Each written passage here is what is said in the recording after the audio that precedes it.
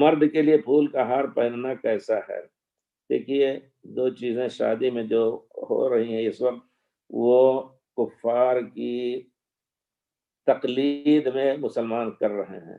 ایک تو خاتم الخطبہ، منگنی کی انگوٹھی جو پہنائی جاتی ہے، وہ کہتے ہیں اس کا خاص معنی ہے، اور وہ انگریزوں نے دنیا میں پھیلایا ہے، اس سے بچنا چاہیے، کیونکہ پیارے رسول نے کفار کی شباہت اور تشبہ سے منع فرمایا ہے۔ اسی طرح یہ پھول کا ہار مردوں کو پہنانا، مردوں پر ڈالنا یا مردوں پر ڈالنا، مردوں پر بھی مردوں پر بھی، مرد شادی کی مناسبت سے پھول کا ہار پہنائے جاتے ہیں، نہیں پہنائے انشاءاللہ۔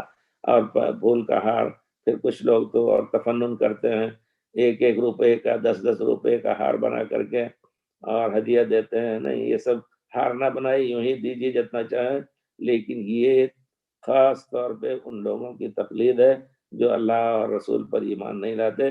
پیارے رسول کے زمانے میں شادی کس طرح ہوتی تھی، اس پر عمل کرنے کی ہم لوگ کوشش کریں۔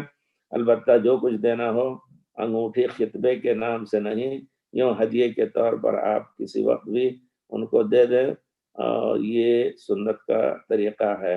اللہ تعالی ہم سب کو اپنے دین کی صحیح سمجھ دے۔ اللہ تعالیٰ سے دعا ہے کہ اللہ تعالی ہمیں سنت سے محروم نہ کرے، سنت پر عمل سے محروم